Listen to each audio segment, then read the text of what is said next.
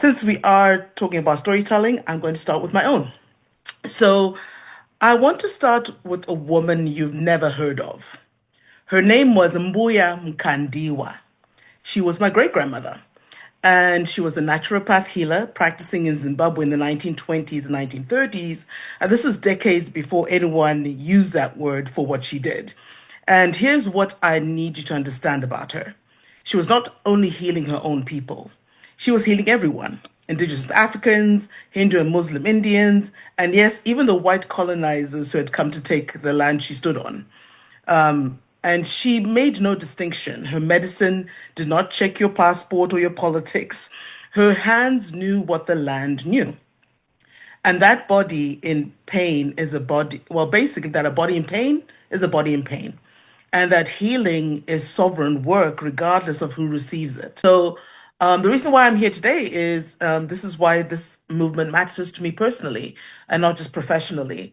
And because here's the truth of what does not get said enough in the technology spaces. And I'm switching into my AI hat here for a moment because data is more extractivism, as they say, is the new colonialism, right? Because we're looking at how communities whose knowledge, labor, and land were taken without consent for centuries are the same communities whose digital footprints, whose cultural content, whose stories are being scraped, monetized, and fed into systems that will never own a share of.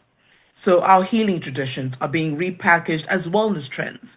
Our music is training AI models. Our spiritual practices are becoming content. And no, this is not just paranoia, this is a pattern recognition. We are extraordinary good at pattern recognition because our survival has always depended on it. So the question before us today is not whether AI will touch our data. That is already happening. The question really is when it does, who controls what comes next? So I build AI revenue systems for African diaspora businesses every day.